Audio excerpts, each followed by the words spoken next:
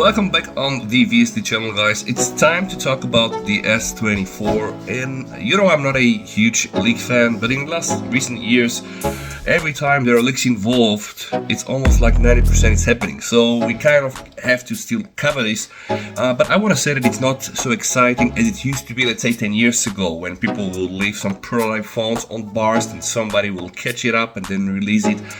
Leaks were so scarce, but I guess now with globalization and with the internet going everywhere, right, this is what happens. So the topic right now is the S24 series. Of course, the main focus from my side is gonna be on the Ultra, but probably there are some other interesting points to say. And what can I say, guys? Like, using all leaks, the S24 Ultra is the S23 Ultra, is the same phone, right?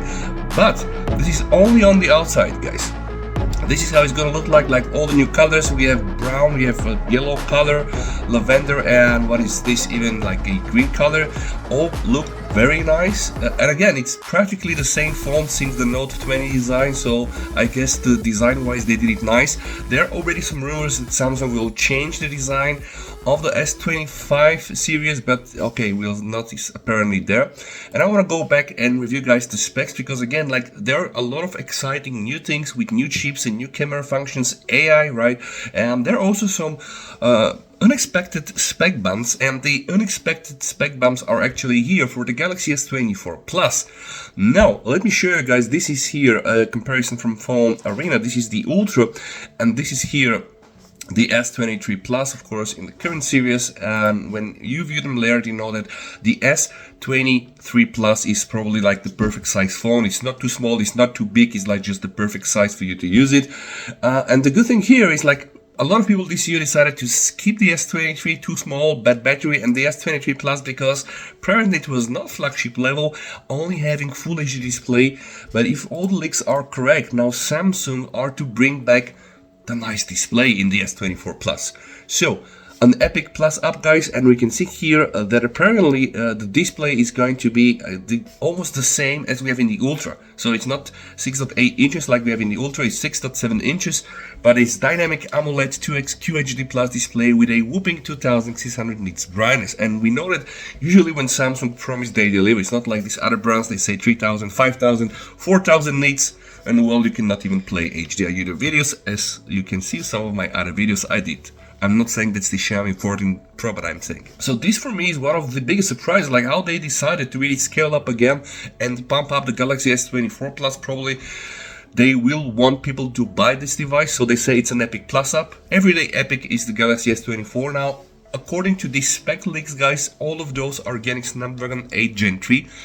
Now, we don't know if that's still the truth, guys. There are still rumors that apparently the S24 will get Exynos 2100.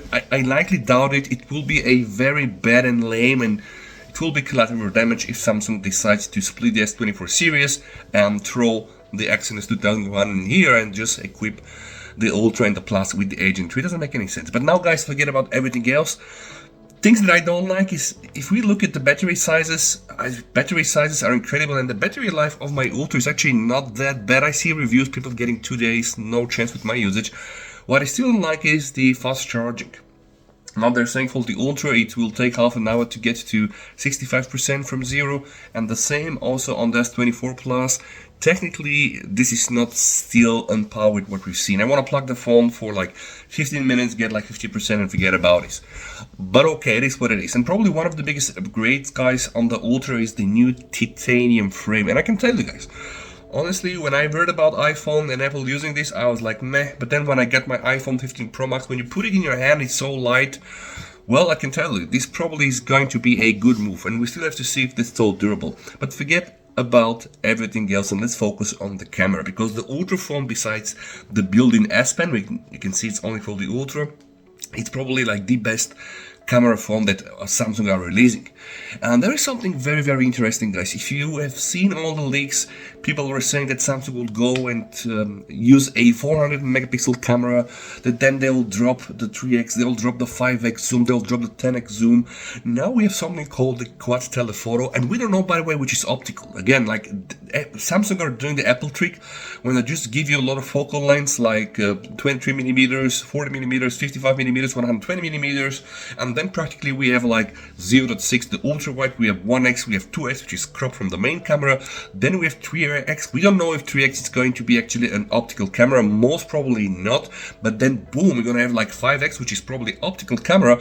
And then I don't know at this point of time if 10x is gonna be optical. So maybe the 10x is gonna be a crop from the 5x, which is optical, and the 3x and the 2x are just a crop from the 1x. We still have to see.